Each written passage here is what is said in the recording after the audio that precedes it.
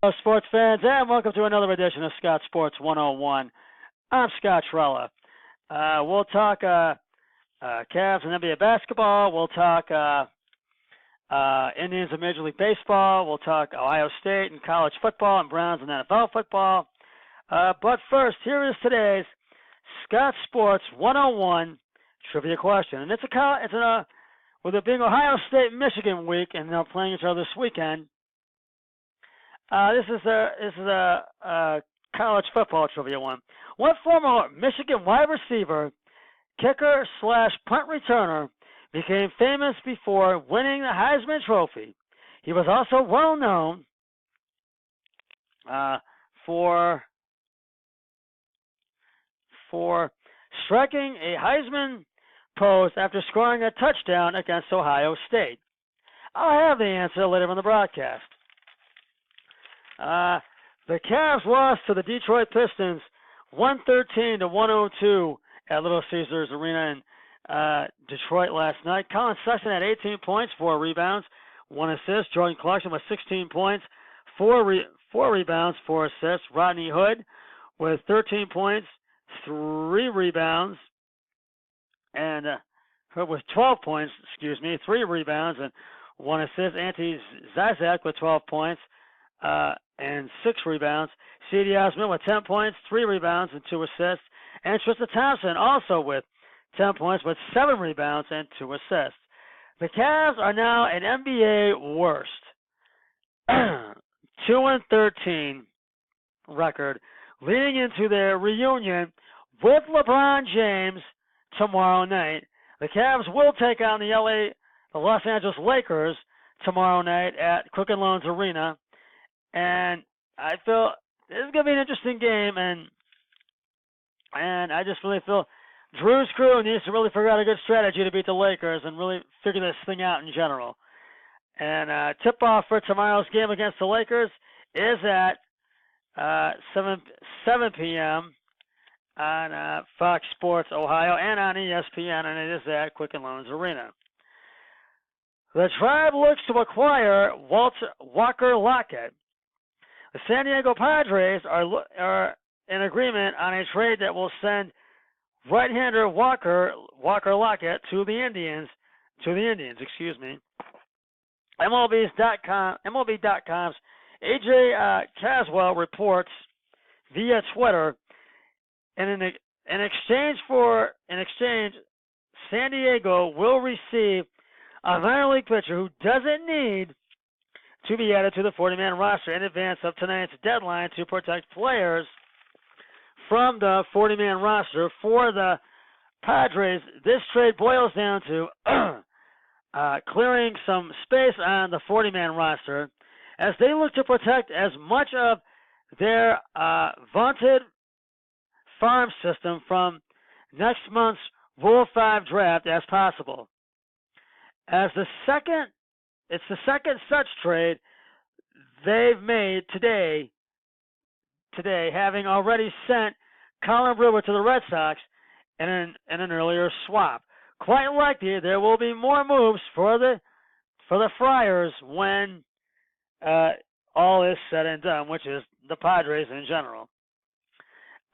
It's also a second such trade that Cleveland has made, as the Indians yesterday acquired righty Chi Hugh from the Rays, the Tampa Bay Rays,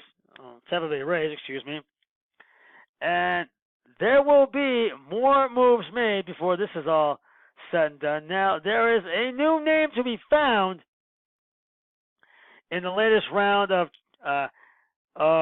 trade rumors. In addition to their starting pitchers, the Indians have received significant trade interest in catcher Yan Gomes. Now, the question is, excuse me. Now, the question is, should the Indians ultimately deal Gomes? It'd be tough to argue that they weren't selling high. The 31-year-old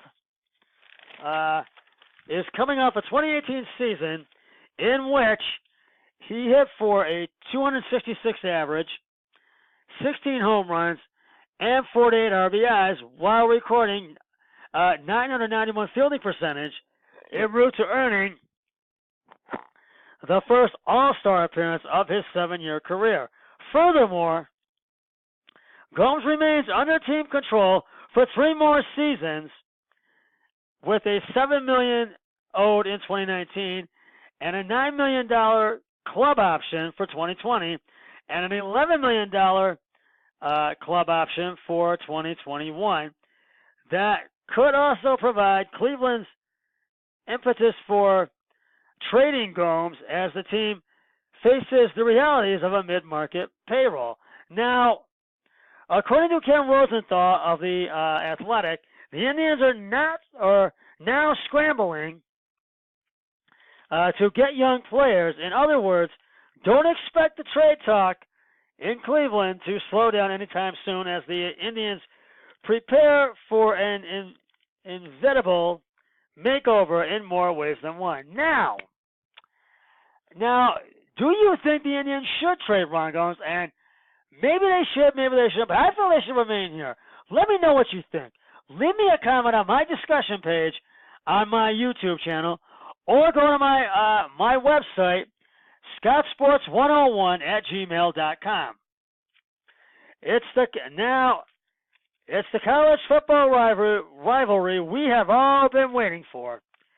Your number 10 ranked and 10-1 Ohio State Buckeyes will take on the number 4 seeded Michigan Wolverines at Ohio Stadium in Columbus. This will be the 22nd meeting between these two teams. Now, if Ohio State comes out and plays like they have the past few weeks, then I feel Michigan will have the edge in this. Will have the Buckeyes number on the edge in this game.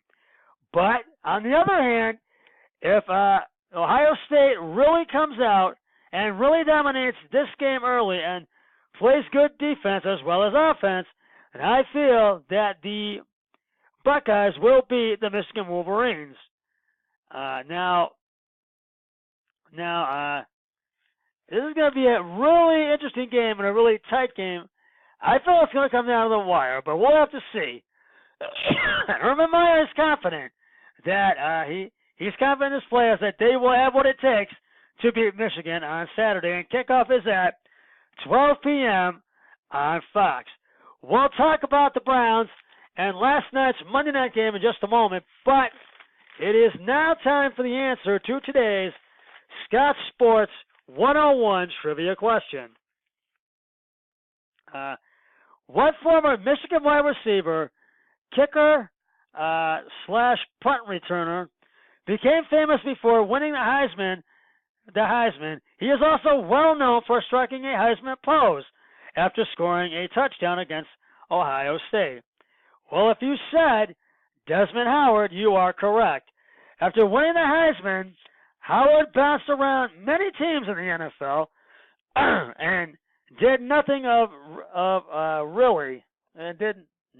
note, really, other than winning the MVP in the 1997 Super Bowl for the Green Bay Packers. And I have another trivia question, not tomorrow, but on my special Thanksgiving Day edition of Scott Sports 101 on Thanksgiving Day.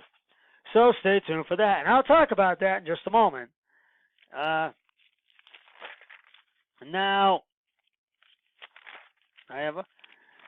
the Browns are coming off the bye week, and they are getting ready to take on the Cincinnati Bengals at Paul Brown Stadium in Cincinnati. Baker Mayfield will be the starting QB. Now, I feel if the Browns want to come out of this game with a win, they will have to stop the Bengals offense as well as the defense, and also stop Bengals QB Andy Dalton. Now, keep in mind, the Browns did not beat the Bengals in their first meeting earlier in the season, as I've said before, and Hugh Jackson is now a special assistant coach with the Bengals, and a lot of the Browns players have mixed emotions about that. And now Hugh Jackson now being with the enemy. Now, I feel that the Browns are going to win this game, and I feel they're going to get a win on the road. And I'm not going to give a score prediction because I've not been right on my last ones, so I'm not going to do that this time. but I feel that they are going to win. And Greg Williams says that he knows what his players want to do, and players know what he expects, and to really put the pressure on Andy Dalton and the offense and defense as well. And kickoff is at 1 p.m. on CBS 19. Well, I want to get back to talking about. I want to talk about last night's Monday night game, and it was a record one. It was one hell of a game between the Rams and Chiefs last night. But neither team knew how to play defense. That's why it was a high-scoring game, and both teams put up a combined total of 105 points.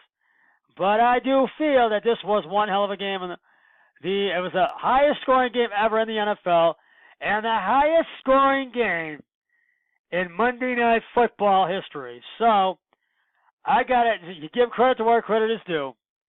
And now I felt ESPN's Monday Night Crew was well off last night, but they just weren't having it last night. But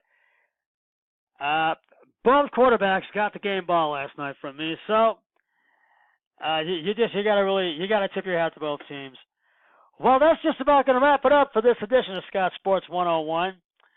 Be sure to tune in Thursday, Thanksgiving Day, for my special Thanksgiving Day edition of Scott Sports 101, as I will be on location at the Hoyle House, the home of my sister and brother-in-law, Jenny and Eric Hoyle.